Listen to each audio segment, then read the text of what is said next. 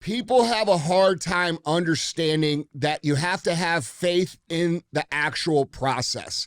And what I mean by that is this. When you start out at, trying to win in business and you don't have much experience, when we break down the overall mission into critical tasks, it sometimes is hard for us to believe that those critical tasks are going to compound and produce the end result that we're after. And so in the beginning, we have to have a little bit of faith and make sure that we keep executing over and over and over again at a daily level.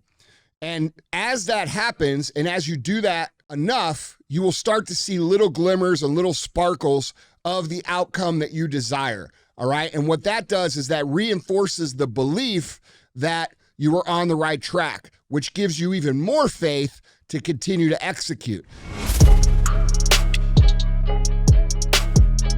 What is up, guys? It's Andy Frisella, and this is the show for the realists. Say goodbye to the lies, the fakeness, and delusions of modern society, and welcome to reality. Guys, today we have Q&AF. That's where you submit the questions, and we give you the answers. Now, you can submit your questions a few different ways. The first way is... Guys, email these questions in at askandy@andyfrisella.com. Or you go on YouTube in the comments sections, drop your question in there. We'll choose some from there as well. Q&AF episode only, all right? Other times throughout the week, we're going to... What? Other ways to submit it. What's the other way to submit it? The link. Tell them. The link in the description below. The link in the description below. You click on that link and submit your question. All right? Other times throughout the week, we're going to have real talk. Real talk is just 5 to 20 minutes of me giving you some real talk. And then we're going to have what's called 75 Hard Verses.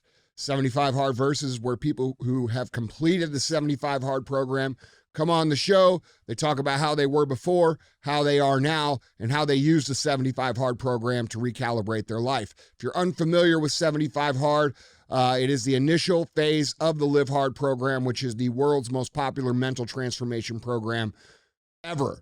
And it is available for free at episode 208 on the audio feed. Again, that's 208 on the audio feed only. We weren't on YouTube at that time. You can also get the book at andyfrisella.com called The Book on Mental Toughness. It includes everything you need to know about Live Hard. It goes way further in depth than the podcast, plus a whole bunch of chapters on mental toughness, some case studies. If you're like me and you want to know the ins and outs of everything, the book is the way to go, but it is not free. So you can get it for free at episode 208, or you can buy the book at andyfrisella.com. Now, we are the biggest show in the world that does not run ads. The reason I don't run ads is because I don't want to be told what I can and can't say by anyone. So, in exchange for that, I ask very simply that you help us grow the show. If you get value from the show, if it makes you think, if it makes you laugh, if it helps you, if it teaches you a skill, if it brings awareness, if you think it was worth your time, which it always is, let's be real, do us a favor and don't be a hoe. Share the show. All right. What's up? Hi. Hi. I had you there. Make sure. Yeah, man. Hey, plethora it is what it ways is. to submit. We're moving in a new direction. Mm-hmm. I'm not all the way tuned up yet. No, I got you, man. It's all right. It's all right. You good though? Yeah. Feeling pumped? Yeah, I just got done at the gym actually. All Got right. my protein shakes. About as pumped as I'm gonna feel all day. Saw the Rick roll on the story. Oh yeah. Yeah, a little Rick Anstey. Mm-hmm. Yeah, gets all the white people going. You know what I'm saying? I'll tell you this. That's actually funny you brought that up. That is something. I mean, I guess we have our songs that like get us going too, right? But like Sweet Carolina, you guys love that fucking song, man. Like, what is that? I don't know. I mean, that's Stop it. That's not you guys. I'm not really into that song. Andy. No. I've seen you sing that at the fucking rodeos. That is such bullshit, bro. No, dude, No. Bro, y'all get going. You know what I'm saying? Like on different beats and shit, but like y'all get going. What is that? What do you mean by y'all? What do you mean? What do you mean? That sounds racist. Hey, man. It was just an observation, Nate. That's it. Yeah. That's it. All right. Well, I mean, look, we like what we like. It is what it is. Yeah, man. I'm saying we like Chief Keef. I would say, what's that song? Country Road. Country Road. That's a song that's another one. a song that everybody loves. You sang that right after Sweet Carolina. Yeah. That's true. Yeah. You guys love that song, man. Yeah. Bro, you love it too. You love more of that shit than me. Let's be real. That may be fair. Yeah. That may be fair, man. Isn't that weird that you like more shit like that and I like more ref shit than you? It is, but like we work together though. It's Yeah. like yin and yang. You Yeah. know what I'm saying? I like what you don't. You like what I don't. Yeah. You know? And then we accuse each other of the other things. Exactly. It works perfect. It's a symbiotic relationship. Yeah. Man, for sure. But no, guys, it is Monday. Beautiful day for questions. Yes. And answers. Now we are doing live Q&As. We are. So we're doing a little mix in today. Oh, right? are So we? yeah, we got to do a little mix All right. in, you know. But we got some really, really great questions. Diversity. Here. Diverse, yes. Diversity. In questions. Mm-hmm. And styles.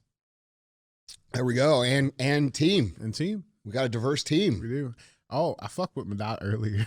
Yeah, what'd you do? So, is it okay? he looks upset. Well, so, you know, we were going through the run through. We have great producers here on the show. You guys, you know, don't see them all the time, but they're awesome. And we're just doing our, you know, routine check-in, making sure everything was functioning and working right. And so I decided to, you know, give Madot a call just to make sure everything was running. Yeah. And this is how that went. Hello? Hey, is this Madot? Yeah, who's this? This is Craig with Auto Services Towing. You have a blue Mercedes? Yeah. Well, it's being towed right now. Are you at the first warm lot? It's being towed right now? Yes, sir. Why is it being towed? I don't know. The property manager here in Fenton said that it needs to be cleared out. I'll be there in 1 sec. Hold on. All righty.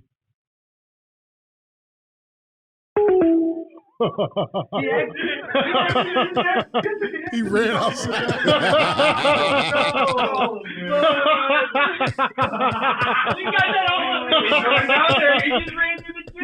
I felt bad, but I thought he would have recognized my voice. You know what I'm saying? Like, I don't know. You played it pretty good. I did pretty good. Yeah. I did pretty good. Oh no, property manager. I'll be right there. He fucking ran out. I don't make the decisions here. I just do what I'm told. Just doing my job. Yeah, man. No, it's good though, man. It's good. But yeah, let's. Are you ready? Yeah, Let's always knock ready. one out. I'm always ready. Always ready, always. That's right. Mm-hmm. Well, our first call we got today. This is a gentleman by the name of Nick. Nick Lopez. Let's give him a call.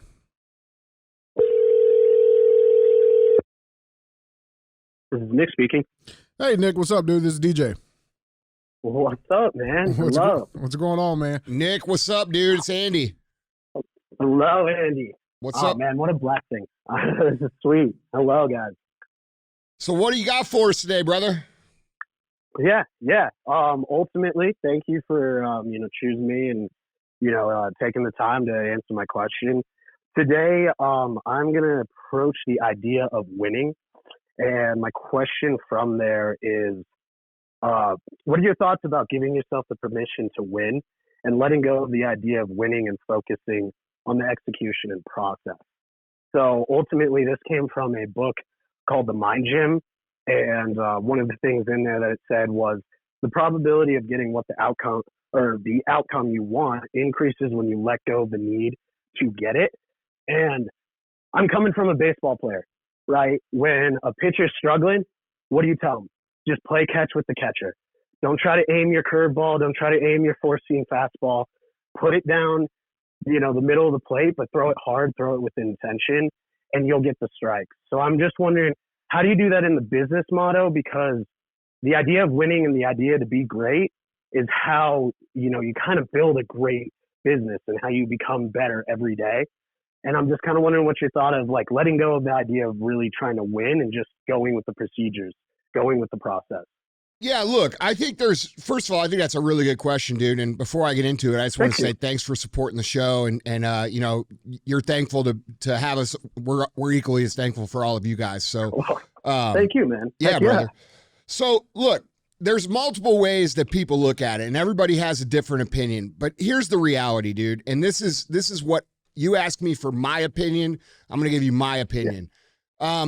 I think that people overcomplicate the idea of winning especially when it comes to business, because it's such unfamiliar territory for most people. Mhm. Most people who come from winning, you know, they've experienced a little bit of winning in sports, or they've experienced a little bit of winning in school, but they may not have the proximity to witness how to win in business. And that seems a little bit magical to people when they haven't actually touched it or seen it or been around it.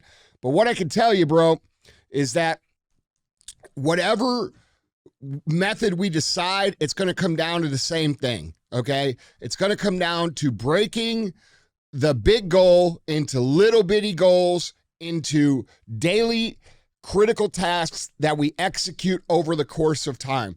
And while some people may say let go of, you know, the idea of the big picture, I don't necessarily buy into that. I think it's important to keep the big picture in mind, to highly desire the win, and then to break the actions down into daily critical tasks, and then understand that, and this is the hard part for people, bro. People have a hard time understanding that you have to have faith in the actual process. And what I mean by that is this. When you start out at, you know, trying to win in business and you don't have much experience, when we break down the overall mission into critical tasks, it sometimes is hard for us to believe that those critical tasks are going to compound and produce the end result that we're after. And so in the beginning, we have to have a little bit of faith and make sure that we keep executing over and over and over again at a daily level. And as that happens, and as you do that enough, you will start to see little glimmers and little sparkles of the outcome that you desire. All right. And what that does is that reinforces the belief that you are on the right track, which gives you even more faith to continue to execute. And then you execute some more, a little bit more, and then you have another glimmer or sparkle of outcome. And basically, dude, that's how the process works. And once you do enough of the work on the daily basis, it will become very obvious to you that the outcome is likely to happen. Now, where, you know, we may differ here with whoever wrote that book and myself, during that time, I am highly focused on what the outcome is that I want. It's what gets me out of bed. But I also understand that me just being focused on that outcome doesn't create it unless I'm breaking it down into actionable critical tasks that I execute on a daily basis. So, you know, you could say this a couple different ways. I mean, you could use this same process the way that that person's describing it and saying, hey, don't worry about the end result, worry about the daily actions. And that's accurate. That's not how I personally do it. I personally love to think and dream and focus on what I'm building and what I'm creating and how it's going to look, how it's going to feel.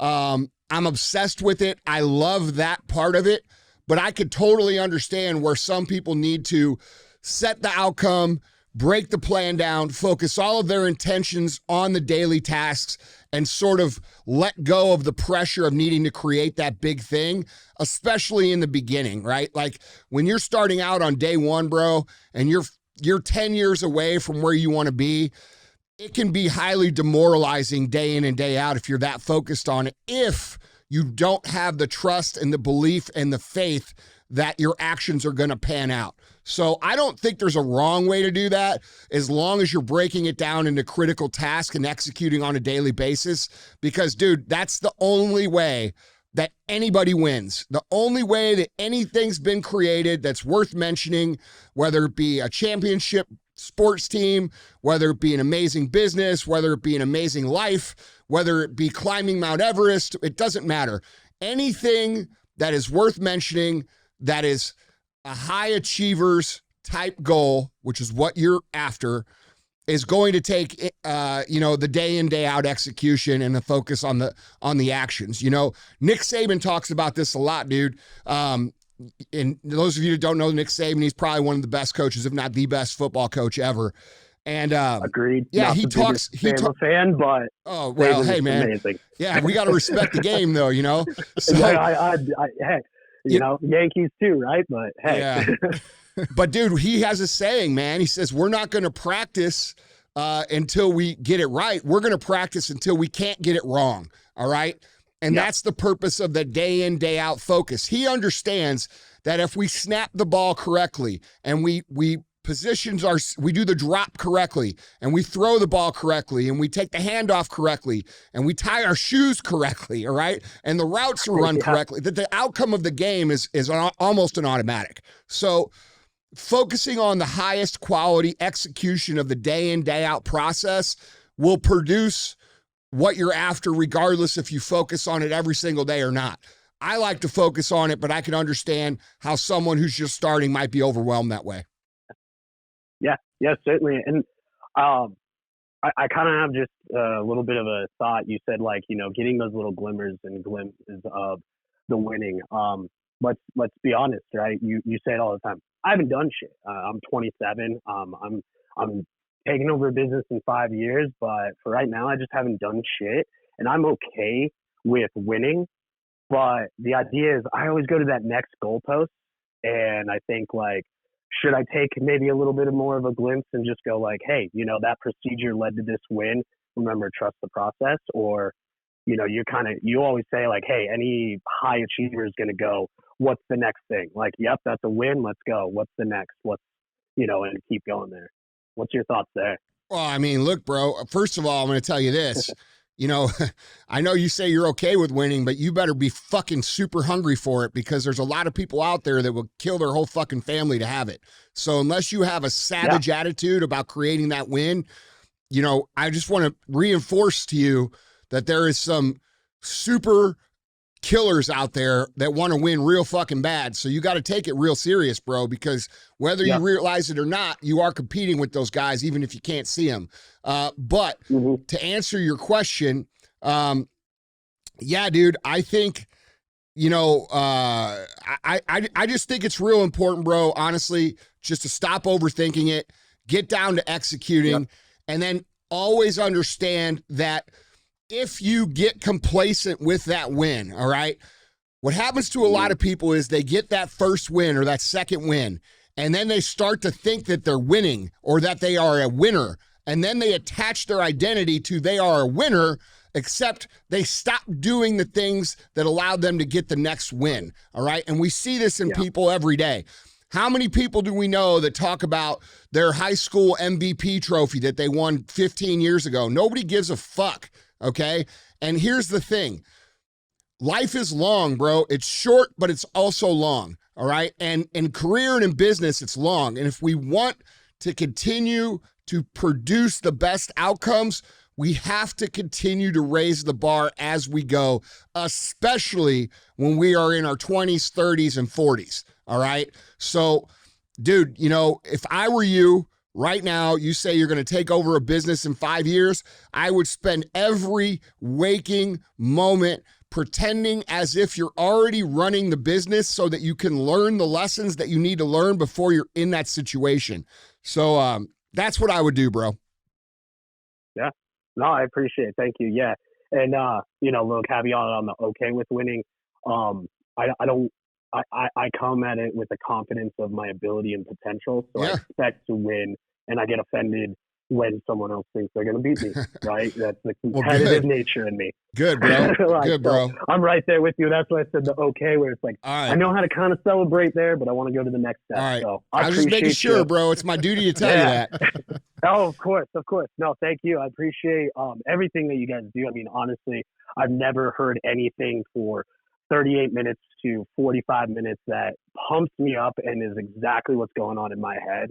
And just thank you for sharing it to everybody. And, you know, we're out here not being hoes, and we're sharing the show. All right, Nick. Hey, bro, let's go out and do something big. All right. Yes, sir. All right. See you, brother. Well, thank you, Andy. Thank you, DJ. Yeah, see you guys. Yeah, that was sweet, man. I was thinking about it. It's like, you know, on the one hand, you want to execute, right? But like, I feel like is that not also when people can get caught in that, like, you know, I'm in doing the mundane, because they forget what the fuck they're doing it for. Yeah, look, dude, like I said, certain people I'm not one of those people. Yeah. Okay. I do not get overwhelmed by the size of the project, but that's because I have the history of achieving big things already. Mm-hmm. If you're 20 years old and you've never built anything, the idea of building, a company that like I've built is, well, not even I've built, we've built, is it's overwhelming. Yeah, for sure. And so, dude, to get to that, there's a saying, man, the best way to eat an elephant is one bite at a time. Mm-hmm. It's the only way to eat an elephant. That's the thing. Yeah, right. So, once we remove the confusion and we remove the mystery and the magic and the excuses that everybody else got lucky and this and that and this, it comes down to the same shit. Execute every single day at the highest level that you're possibly capable of. Do that again tomorrow, do that again the next day, and that's where the mastering of the mundane happens. And you're hitting on something that's very important, because what can happen is people start off with good intentions of winning the day at a high level, and then they sort of like get in the routine and they start to stop pressing forward and they start to kind of just, but dude, if you operate on the power list the right way that it's supposed to be operated on, it actually eliminates that, because after 21 days of successfully executing any of the 5 critical tasks, you remove that task. It's considered a habit now. Now, if you miss a day or 2, then it can go back on. But the point is that if you remove things that become habit and you constantly replace it with new things, you're constantly pushing the bar to be better and better and better. You see what I'm saying? Yeah, 100%. So we just can't get in the same... We can't think that executing the same routine day in and day out is the same as executing with the proper intent, with the proper critical actions that are going to get us where we want to go. All right. Those are different things. One of them is coasting. One of them is highly intentful execution day in and day out. And they look very similar. So it's very important for people to understand the difference. Love it, man. I love it. We got question number 2. This is a write-in, Andy. Question number 2, Andy. Good afternoon. Okay. I say good morning. Hope you guys are doing all right. First and foremost, I am not a hoe. I do share the show. My question today is, how can I still work and manage being focused day after day when I get distracted by the things that give me a dopamine hit, which are not alcohol or smoking weed. I don't do either. But by not allowing things to take up space in my mind, like a tenant who doesn't pay rent. One of those big distractions for me is women. I'm 20 years old, and in the pursuit of winning and achieving success at the highest level, I understand the potential and time I could lose here. And currently, I felt 75 hard because I forgot one of the critical tasks, which is a gallon of water every day. Just when I'm consistent and focused enough, a hot girl pops out of nowhere.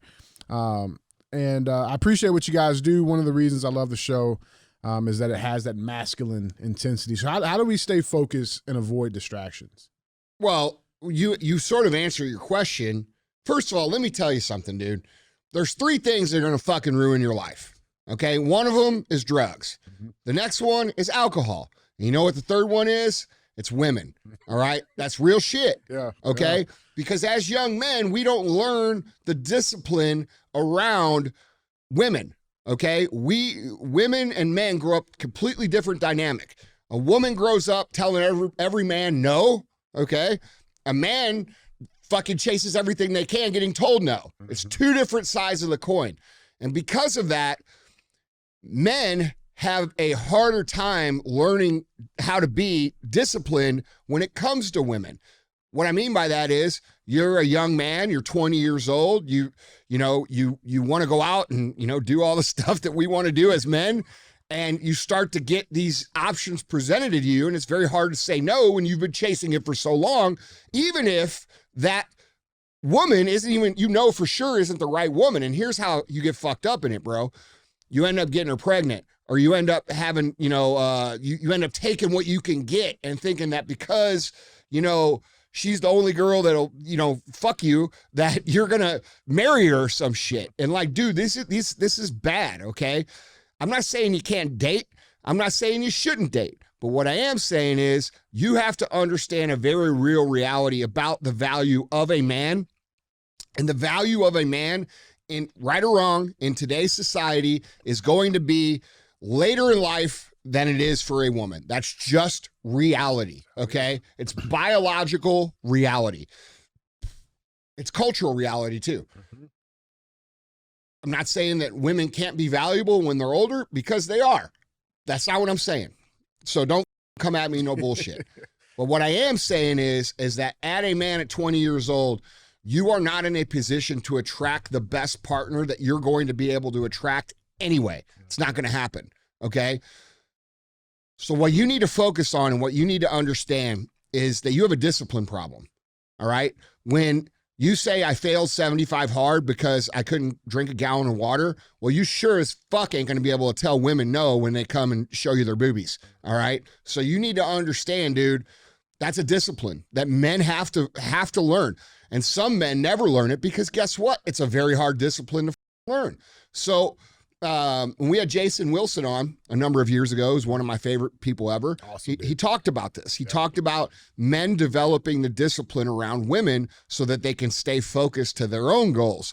And what I would encourage you to do is to start looking at this situation as a issue of your own personal discipline, because once we start to look at things from a adversarial perspective, meaning this beer in front of me has no power over me, or this woman in my DMs has no power over me.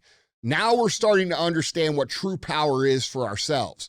So start looking at it as you're not going to allow women or alcohol or drugs to pull you off of what your plan is for yourself.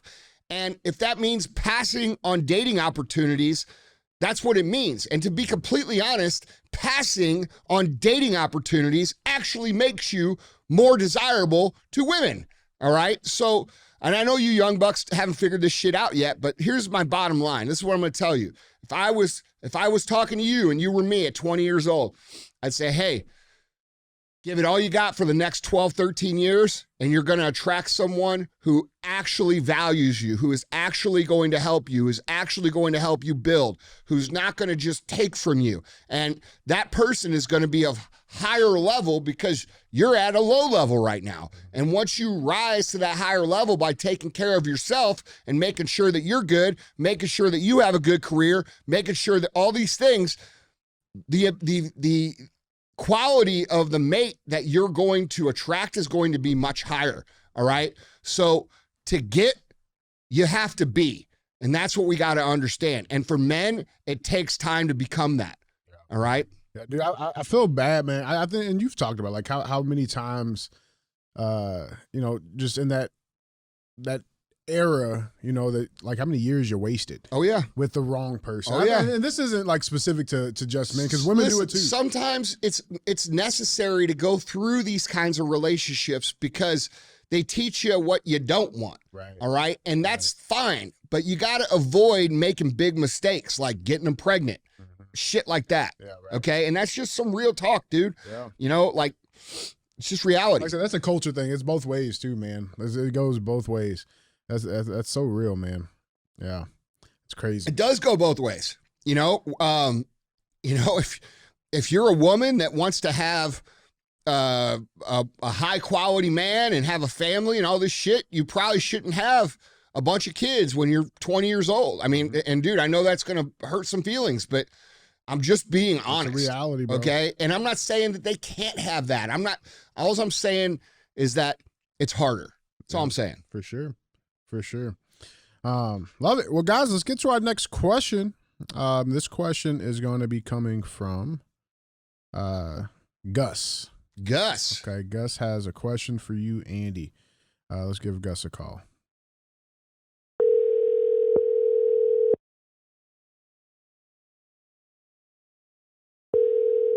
Hey, brother, 4x4. Hello? Hey, Gus, what's up, dude? This is DJ. Oh, hello? DJ, what's up, man? What's going on, brother? I got Andy here with you. What's up, Hey, Gus? Andy, what's going on? Oh, not much, What's up, bro. brother? How are you? I am good. I'm in the middle of fucking shopping at Home Depot, bro. I appreciate the phone call, man. Yes. So what can we help you with, brother? Oh, fuck. Caught me off guard. I believe my question was fear. 49 years old this year. I know you talked about it many times before on the radio show. People that don't jump, and you kind of don't talk really good about us. But for many years, I just you want to get going, and the car stalls on you, and you get going again, and it stalls again, and it's a cycle that keeps on happening. And at my point in life, I want to be an example for my kids, and I'm sure others that are, I'm sure my age, and show them that it still can be done. Yeah.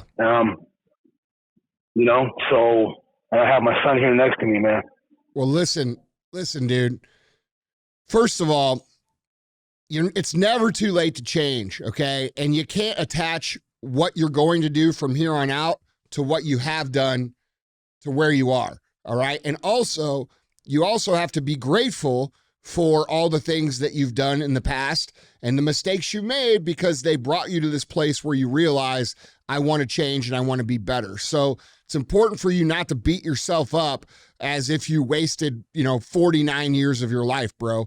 You still have another, with technology and all the things that are happening now, you only got to make it about 5 more years and we're all going to be living forever anyway. So, so listen, brother, look, that's how most people live their lives, okay? Most people get hot and then they get cold, and then they get hot and then they get cold. And the best way to avoid that is by, one, getting very, very clear on what your purpose is. And you just said what was the biggest purpose that I think anybody could have, was just being a great example for your son, all right? We have an obligation, as you know, because we talk about it on the show all the time, of setting the right example for the next generation. Now, I don't have any kids, but I know there's a lot of kids that listen to me, and there's a lot of you guys, dads, that listen to me, that are picking this up and laying it down. So it's super important, bro, to have that big purpose, which you already have. And then, dude, you got to remember, you already know how you are. Like, you have to accept your nature. My nature personally is that I am super lazy, all right?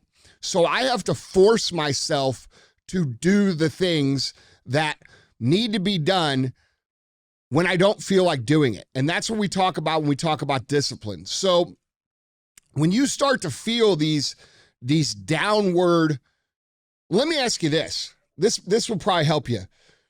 What do you think causes the beginning of the downward cycles that you have, where the car stalls? What you just said right now about forcing yourself, because like you said, it's about not necessarily being lazy. Well, hold on. I'm not. I work hard as fuck. Yeah, no, hold on. What I'm asking is, in the past, when you've been at your point where it starts to go from having good momentum to having bad momentum, what is the feeling that you have at that peak of your performance where things are going good that starts to make it go down? Fear of loss. What do you mean? Yeah, you're in a momentum, and I'm in a momentum, and I don't want to lose it. In my mind, I go back to the old ways. Okay. Fucking subconsciously. Okay. So there's 2 things that cause this generally. One is comfort. People feel like, oh, I'm doing good, I got it under control, and then they take their focus off of what they're trying to do, and they naturally slide back into where they go. And then the other one is what you said. They start to realize that they're doing good, and then they start to think, oh shit, I'm doing good. It's only a matter of time before it gets bad again. And you have to realize, dude, that you are in control of this. This is not magical momentum that you catch. The reason that you still think it's magical is because you have failed to push through when you start to go downward. All right. So what I want you to do is I want you to, 1, go out and start creating the good momentum that you already know how to create. And then 2, when you start to feel yourself get comfortable, or you start to say, I'm doing good, or you start to say, oh shit, I'm doing good, it's only a matter of time before things, bro, that's where you need to double down on your focus, okay? You need to use that thought as a trigger for you to focus harder, as if you understand that it's about to go down and you're going to try and stop it. And once you work through one or two of these down cycles, dude, you're going to gain so much confidence in your ability to execute that you're probably going to eliminate these things altogether. So, dude, I know this is hard for you right now because it's something that you're learning, but brother, I'm telling you, dude, once you go through this once or twice, you're going to be like, why the fuck did I ever let myself fall off the track? You know, so just learn to identify when you start to come down and then double down on forcing yourself through those low times until it gets better again. All right. So in 75 hard program, there's this phase at like day 50. All right. Where it starts to get really monotonous and really hard. And the whole point of that phase is for people to identify that, man, this is boring, man, this sucks, man, and then to do it anyway and to push through and force the momentum to come back. So what they're doing is they're creating massive momentum. They're feeling it start to dip because it's monotonous, or they're doing good, or they're telling themselves, oh shit, I made it this far, I'm going to crash. And then they continue to force through, and then it teaches them that, fuck, dude, this is all in my control.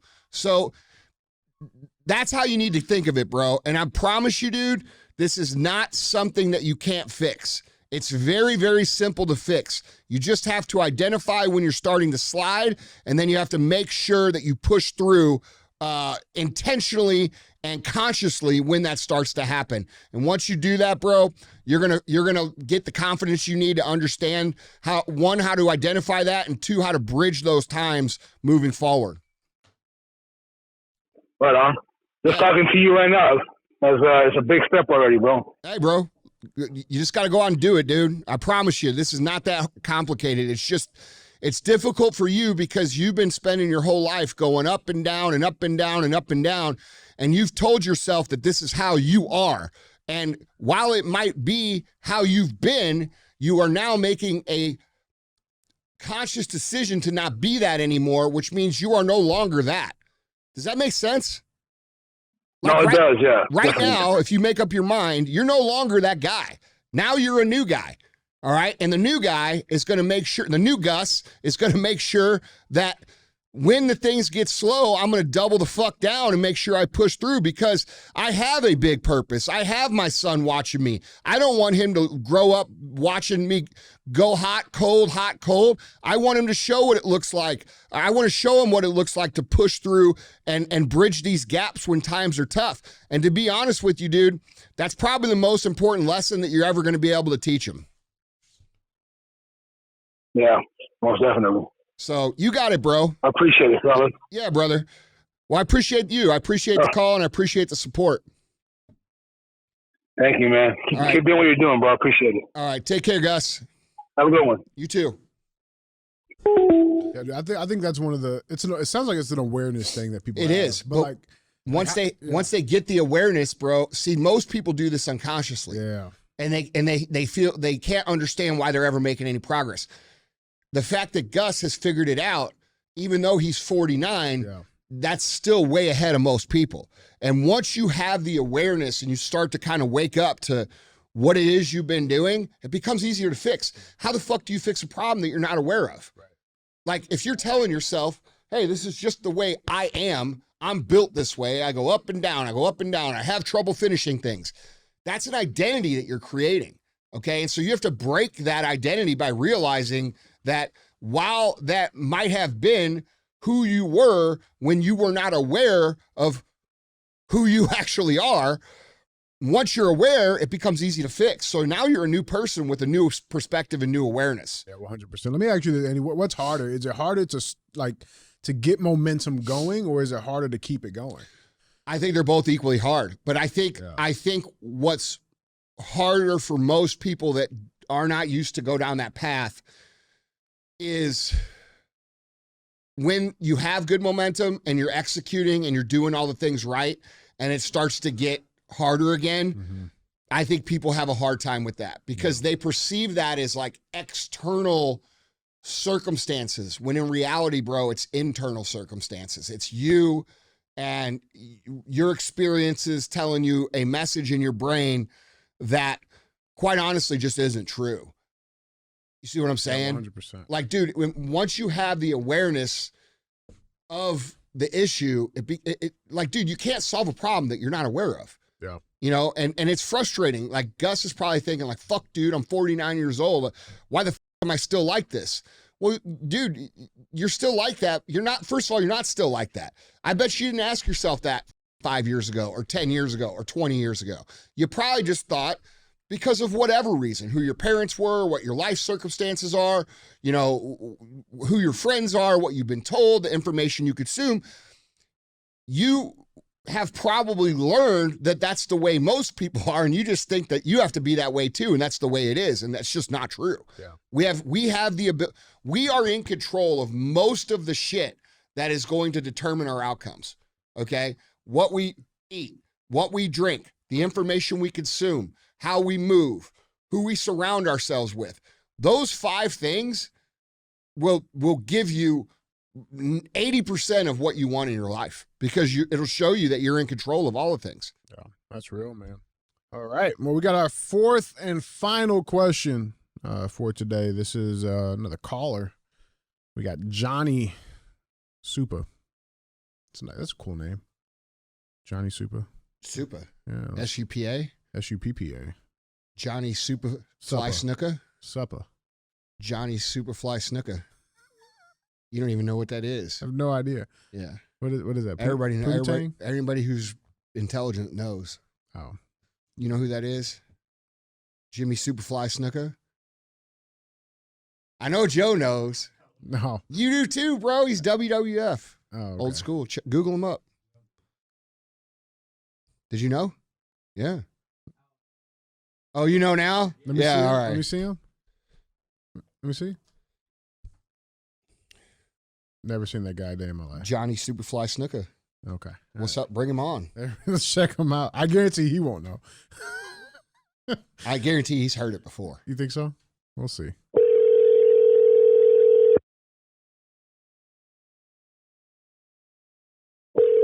Oh, 14%. Hello? Hey, Johnny, what's up, dude? This is DJ.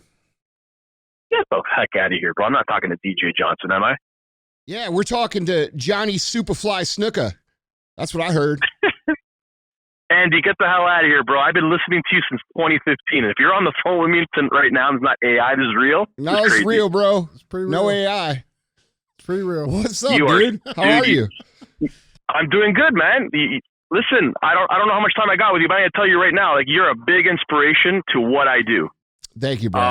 In 2015, I left my old career in the corporate business to take on being an entrepreneur, I guess. Like, I was a solopreneur working for someone, but now I'm running my own company. And I've been jogging to your stuff every morning for the last 7 years. That's what's 8 up, years. bro. I appreciate that, man. That's why we do this here.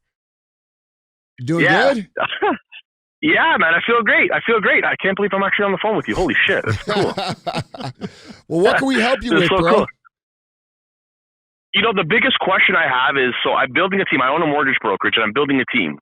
And as I'm scaling, I'm trying to fit people into the position that I was good at, right? So if I was underwriting or if I was doing sales or direct, whatever it was, I'm filling those positions. But I fill the position, and then, you know, they get headhunted or they get poached by somebody else because they take my talent away. Mm-hmm. Now, is that something I've done wrong because they're paying them more money or they see a better opportunity elsewhere? And then it messes me up because there's no chapter on that in here. I can't read it in the book. So my question is, like, how do I maintain the culture in the office with all my agents so they're not in distraught, like, oh my God, we just lost a key player, and like, now how are you guys going to help me grow my business? Okay. Or do I just suck it up and go back to that position until I find somebody like you know, like everybody says, hire slow, fire fast. Like, what do I do? Well, look, first of all, you know, you're right. There is no book on how to keep people from moving on. And if you are someone who actually cares about their employees, and coworkers, you know, that's a hard thing, man. Like that's something that you never really get used to. You know, you pour into them, you do everything you can to create the opportunities. And then, you know, sometimes some of these people leave and then you feel like a failure. You feel like it's your fault. So the first thing is, dude, you got to realize that part of this is just the way it goes. Okay.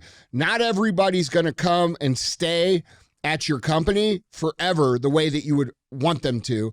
And your goal as an operator should be to help them develop as much as possible so that if they are to go somewhere else, they can look back and say, dude, working for Johnny was the best thing I ever did. I learned more than I ever could there, and I'm very thankful for being there.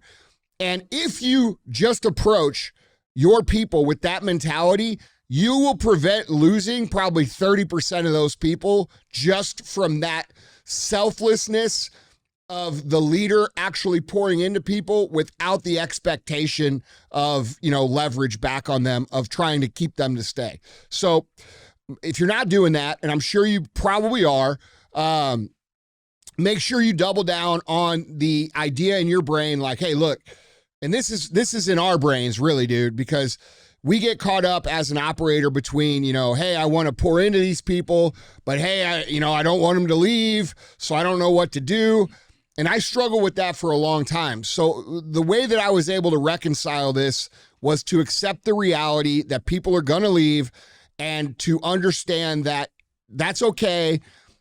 And my goal is to make sure that if they leave, they look back and they say, damn, dude, I'm really glad that I worked for Andy, because I learned a lot and it equipped me in the future. And then that produces an advocate on the outside for whatever, you know, for me or for you, Johnny, to where those people are saying, dude, that's a really good dude. That's the best thing I ever did. And that's valuable in itself.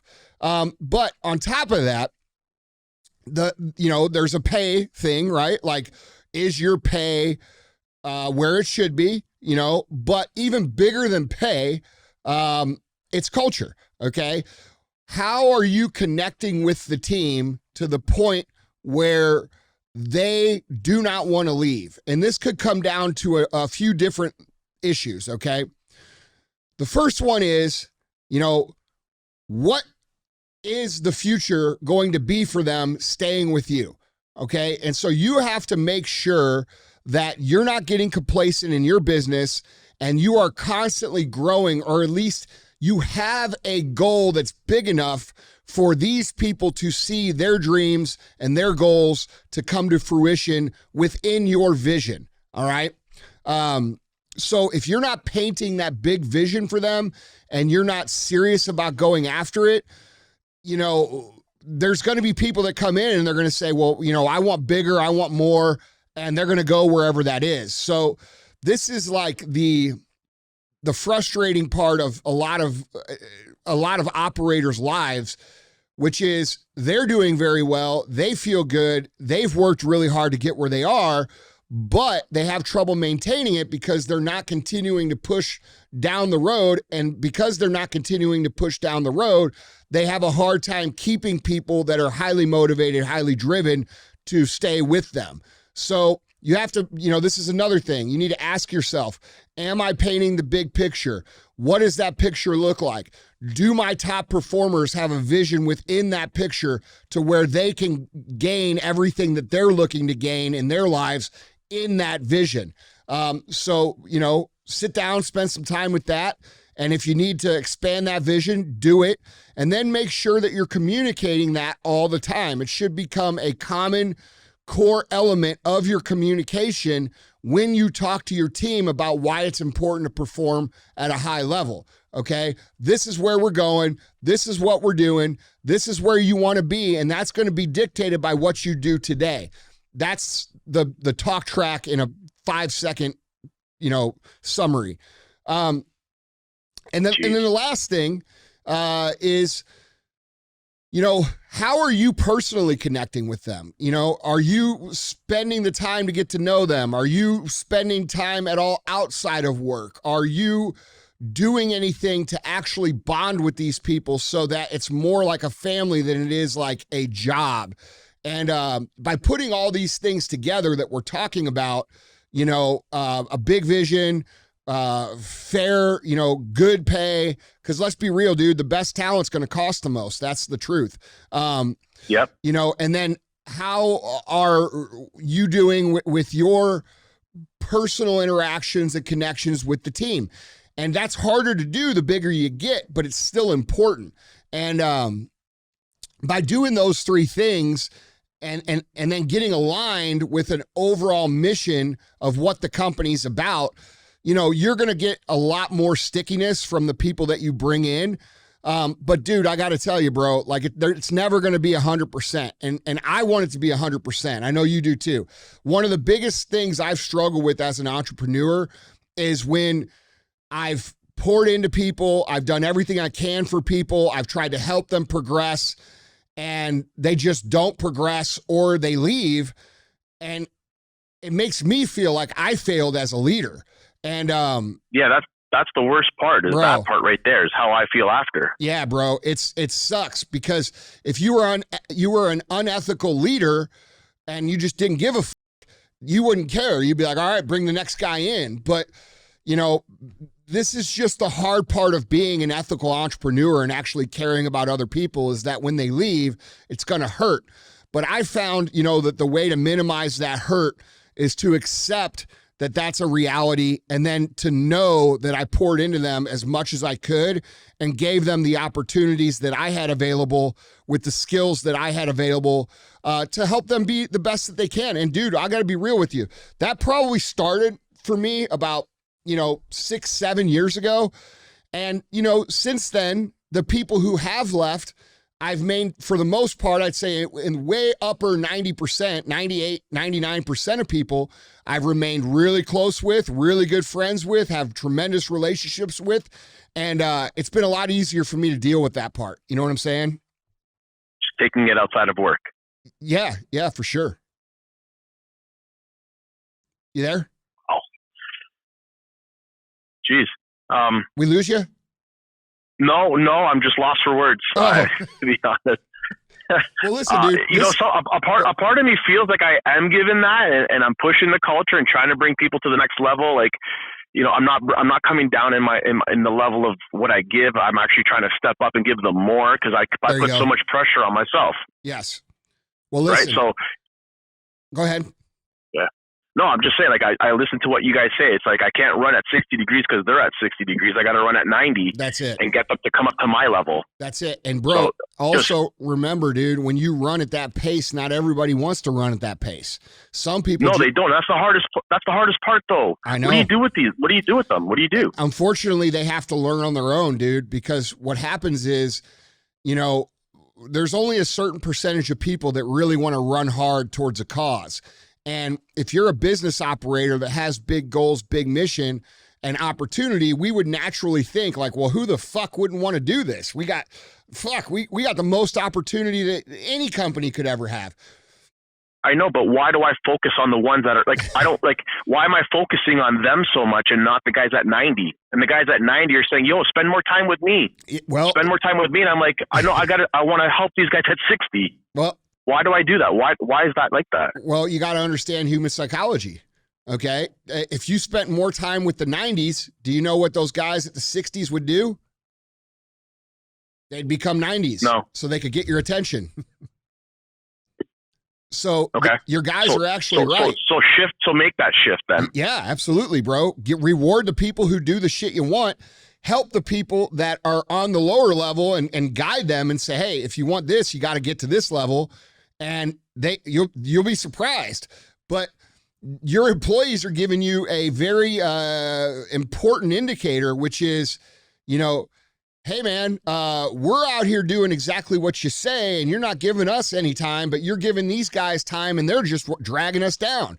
So, dude, it's just like on the internet, right? Like a lot of these personalities, they talk about is the people that hate them.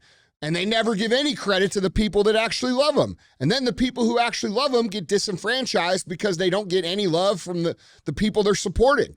So if you really want those 60s to go to 90s, the best possible way is to treat the 90s the way that the 60s actually want to be treated, and then showing them that they will get that treatment when they get to the 90. I mean, look, that's just the reality of the game. And our nature, because we give a shit, is to look at people who are the 60 level and say, bro, this guy's got all the potential. He's got all the tools. He's got all the ability. He could do this. And then us like going and trying to get that out of them. But dude, a lot of times that, you can't force someone to progress when they're not ready to progress. And sometimes, dude, unfortunately, they have to wash out of your system, a place that actually cares, and then go out there in the real world and figure out that no one actually gives a fuck about them. And then they start to appreciate what they have with you. And, that's happened a number of times in business for me, where I've had people who were frustrated, who went through a hard spot, who thought that this wasn't for them. They went out in the real world and realized, holy shit, nobody cares about me out here. It sucks. Yeah. And then they come back, and when they come back, they're different people. They become top performers. So it's a big heart thing. It is. But dude, you rather have a big heart than not. Yeah. You're going to win more by having that big heart that he has and that I have than you are. I know, but behind closed doors, that big heart hurts. I know, bro. When no one's around. I know, brother. But listen, you got to understand, you're not going to bat 1,000, dude. You know what I'm saying? Like fucking, you bat 300 in the major leagues, you're going to be in the Hall of Fame. And you're making the Hall of Fame. I know. That's right. So just remember that, bro. It's not you. That's the nature of the game. Do the best you can. Do it with the right intent. When those people leave, just understand that's a part of their life. Don't take it personally.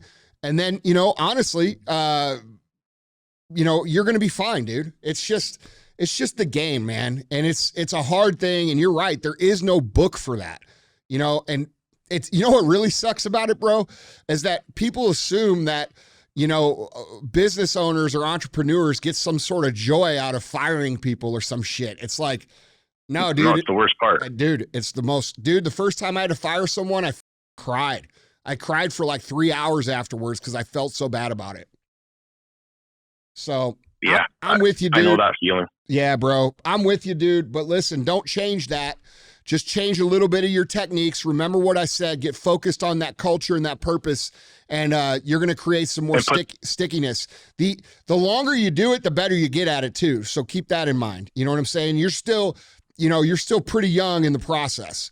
So if we fast forward another 10 years, dude, you're going to be teaching other people how to build cultures in their company. So that's the goal. Yeah. My opinion here is that you're doing everything right, and you're just struggling with something that is the reality of what we have to struggle with as business owners, which is losing people that we see potential in, that we care about. And dude, unfortunately, that's just not something we can control all the time. We can do all these things we talked about and make it better, but you're still going to have that. And it's, dude, you can't let it eat you up. It happens to me every day. It happens every day. And I do everything I fucking can, bro. And it still sucks. So, Well, you're an inspiration, man. I appreciate you a lot. Well, brother, I appreciate you. And thanks for supporting us and supporting the show and everything. I won't stop. Yeah, dude, don't. And we can't. It's our duty. But go out there, bro, dig in and just kind of, when these things happen, just understand, man, like it's just part of the game. Okay. All right, brother. Right. Well, yes, sir. Wow. What can I do for you? Just go out and win, bro. This is over. No, go out and win. Remember, bro, we have all these young people looking up to us. We have all this culture's f***ed up. Go out and be the best you can and teach these other people that work for you, build the best culture that you can so that they can take it home. And, it's going to be entrepreneurs that fix the culture in this country. So you're already doing it. Like when you say, what can I do? You're already doing it. So just go do more of that and keep doing it. Right. Oh my goodness. All right, but bro. No one's going to believe me that I just talked to you. They're not going to even believe me, man. They're going to say you're full of shit. Oh my goodness. I don't care. I know my heart knows that man, thank you guys. Thank you, DJ. Thank you, Andy. I look forward to hearing you guys more, man. All right. Thanks, Johnny. Take care, bro. Take care, guys. Thank you. All right. Bye. Bye. Yeah, man. That's a hard part, dude. It is. I was thinking about it too. It's like, it's like no matter even how good you are, there's always going to be another company that's doing something better that's going to be more desirable for. Yeah, it's part of it. I mean, listen, dude. Hall of Fame players play for different teams all the time. Mm-hmm. You know what I'm saying? Yeah. And you know, I really empathize with him because I've never been someone who, I mean, unless someone does something immoral or unethical, like stealing or whatever. That's different. That's different. Yeah, that's different. But like when people just make a decision that they want to move on, it's hard not to take that personal because you take it as they don't believe in you. You know what I'm saying? Yeah. And when in reality, they don't believe in themselves, and you believe in them more than Yeah, look, there's lots of reasons, but at the end of the day, man, all we can do is all we can do. And if you're doing all you can do, you can't go home and feel bad about it. You got to wish them the best. And when they call and they say, hey, you know, answer the phone. You know what I'm saying? And be there for them. And dude, it's just, it's so simple, dude. It's just like really just being about being a good dude. Yeah. You know what I mean? Man. That's real. Well, guys, Andy, that was 4. Hell of a way to start a Monday, man. Yeah, guys. All right, let's go out. Let's kick some ass this week, and we'll see you tomorrow on CTI. Don't be a hoe. Share the show.